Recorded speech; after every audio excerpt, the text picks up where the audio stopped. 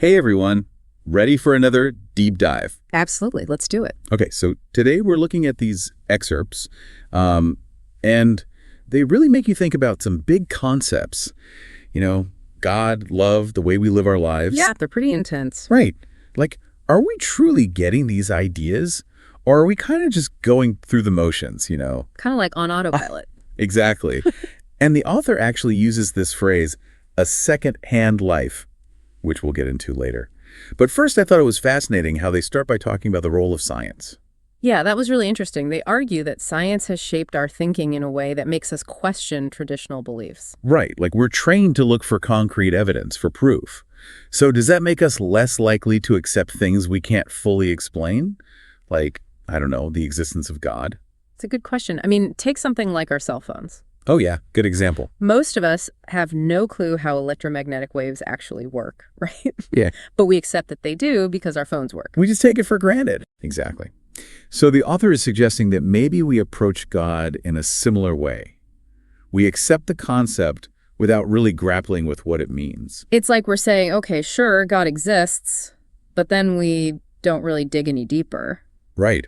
And he also takes this even further by asking us to imagine how the very idea of God might have first come about. Oh yeah, the thought experiment. I loved that part. It really makes you think.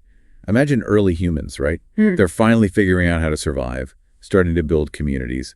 Then someone looks up at the stars and thinks, what is all of this? Who made this? And boom, the concept of God is born. Out of a need to explain the unknown. Exactly. I love how the author puts it. God was created from thoughts, and it still is a thought today. A very powerful thought, a thought that shaped human history for millennia. Absolutely. But if God is ultimately a thought, something abstract, how does that connect with the ways we try to reach out to God, connect with something so big? That's a great question. And I think that leads us to the whole temple scenario the author describes. Yeah, the temple. Think about those few seconds you have in front of a shrine, that moment of quiet reflection or prayer. What's actually happening in that moment? You're really putting yourself in that headspace, trying to connect with something bigger. Right. But the author uses this playful analogy. They say it's like striking a deal with a contract employee. A contract employee. Okay, I'm curious. It's as if we're presenting our worries and prayers to God, and then expecting, God to just take care of it all, like we've hired someone to solve our problems. Like, here's my list, God, get to work. Exactly. And that makes you wonder, are we putting too much emphasis on this external force? Instead of maybe taking responsibility for our own lives, our own happiness. It's a good point. And this actually ties into the author's whole discussion about love. They're really challenging us to consider if we even understand what love is. Ooh, okay, love. This is where it gets interesting. Right. Because are we looking for genuine connection? Or are we just looking for something to fix us, to make us feel complete? Because it seems like a lot of times we approach love with this sense of cause and effect. I do this for you, so you should do that for me. Or I love you because you have these specific qualities I like. It's very transactional. Totally. But the author is suggesting there's another kind of love, one that goes beyond this tit for tat. A love without conditions. And they actually use a really interesting example to illustrate this. Think about those people who, when you ask them why they love someone, they can't really explain it. Yeah, I know what you mean. They just do. It just is. It's a feeling that defies explanation. Right. Yeah. Which makes you wonder, if we're approaching God with a list of demands, is that really love or just a cosmic transaction? But before we get too deep into that, I want to go back to something you mentioned earlier, that phrase, secondhand life. What do they even mean by that? Well, it ties into the author's observation that a lot of us are driven by this fear of being alone, of not fitting in. So we're constantly seeking connection, but often in a very superficial way. So we're chasing that feeling of belonging, but not really connecting on a deep level. Yeah. The author actually compares it to an affair with consciousness, which I thought was a brilliant way to put it. An affair with consciousness. Wow, okay. It's like we crave those moments of vulnerability, of honesty, maybe like in those brief moments of prayer, but then we shy away from the real commitment of true connection. We want the highs of intimacy, but without the hard work. Exactly. Okay, so we're already getting into some deep stuff here. We've got this idea that maybe we're too focused on external solutions, whether it's expecting God to solve our problems or looking to love to make us feel whole. And then we've got this whole idea of living a secondhand life. So where do we go from here? How do we break out of these patterns? How do we move from this affair with consciousness to something more real, more lasting? We'll explore that and more as we continue our deep dive into this thought-provoking piece. It's like we get these glimpses of real connection and then, poof, we're back in our little bubbles. Right. Like we're scared to actually let anyone in. It makes me think about that secondhand life idea again. Are we really living our own lives or just going through the motions? Playing a role that someone else wrote. And it goes back to how science shapes our thinking too.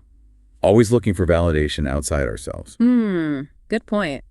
Okay, so then where does that leave, like, faith? Is the author saying that, religion is totally irrelevant if you want real connection? No, I don't think so. I think they're acknowledging that religion can be a powerful tool for self-reflection, for connecting with something bigger. But they're saying it shouldn't be like a vending machine, right? Exactly. You can't just put in your prayer tokens and expect instant results. True devotion goes beyond just listing your demands. It's about unconditional love, about letting go of your ego. Which brings us back to that big question, what does it actually mean to love? And how do we learn to love more genuinely in our relationships and our spiritual lives? The author really struggled with this. It's not something you can just figure out with logic. It takes deep introspection, being vulnerable, all that messy stuff. And it's so easy to fall into those traps, like making love conditional. Right. I'll love you if. But the author says that real love, it just blows those conditions out of the water. It helps you break down those walls we all build around ourselves. And that's where consciousness comes in. The author talks about those moments of true connection. Whether it's in prayer or a really deep conversation. Yeah, those moments where you're suddenly super aware. Like you can really see yourself in the other person. Totally. And they're incredibly powerful. But, the author says, we need to cultivate that consciousness more consistently. Make it a way of life, not just these isolated moments. So instead of just chasing those little bursts of vulnerability, it's about building a life that's based on authenticity. Being real, being present. It makes me think of that line from the author. Your house is a temple, and your wife is God. What are you seeking outside? Whoa, that's powerful. It's like they're saying, look around you, the sacred is right here. Maybe the answers we're searching for are closer than we think. But how do we actually do that? How do we see our homes as temples, find that divine spark in ourselves and our relationships? Well, that's where the whole secondhand life thing comes back in. The author says we often deceive ourselves, avoiding tough truths by distracting ourselves, looking for validation from other people. So we have to recognize those patterns, right? The habits that keep us stuck. Exactly. And maybe that's the first step in breaking free, becoming aware of those patterns so we can start making different choices. Choices that lead to genuine connection and fulfillment. This is really making me rethink my approach to, well, everything, relationships, spirituality. But if we're so used to looking for validation outside ourselves, how do we even start to cultivate that inner wholeness? The author doesn't give us like a step-by-step guide. Because there isn't one, right? It's a journey. Yeah, but they do talk about some important principles. One is mindfulness, being present in each moment. So noticing when you're reaching for something external to fill a void. And then choosing a different path. Makes sense. What else? Gratitude is huge. When you focus on what you're thankful for, you stop dwelling on what's missing. It's like what you focus on expands, right? Totally. If you're always looking at the negative, you're going to feel empty. But if you choose to see the good, you open yourself up to more joy, more love. And that's really the heart of this whole conversation, isn't it? The things we're searching for, love, connection, purpose, they're not out there somewhere waiting to be found. They're already within us and all around us. It's like the author is saying, wake up.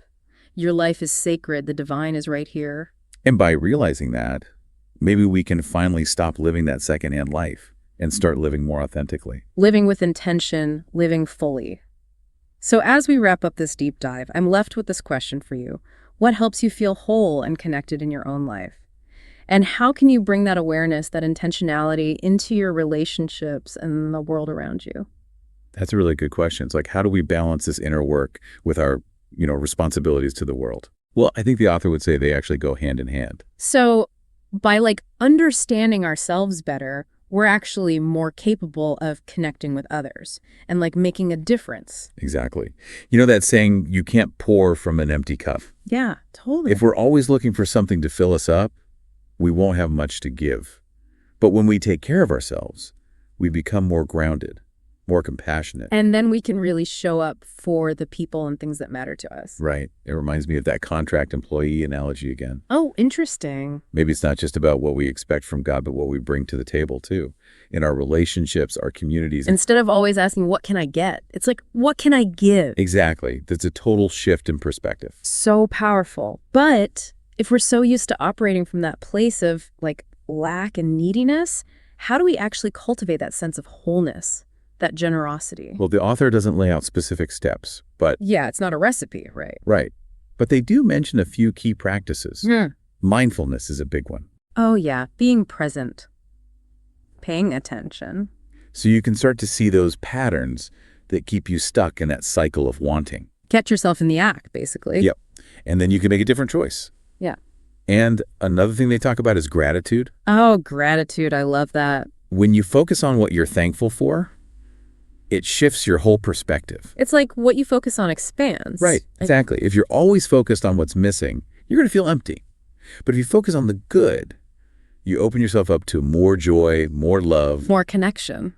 And that's what this whole conversation has been about, hasn't it? Love, connection, meaning it's not about finding those things out there somewhere. They're already within us and all around us if we just open our eyes. It's like the author is giving us this wake-up call saying, your life is sacred, don't miss it. The divine is right here, right now. Yeah. So powerful. Well, on that note, I think it's time to wrap up this deep dive. But I want to leave you with one final thought. The author challenged us to think about what we're seeking, how we're living our lives. Are we truly connected? Or are we just going through the motions? So I'll leave you with this. What practices help you cultivate that sense of wholeness, that connection in your own life? And how can you share that with the world around you?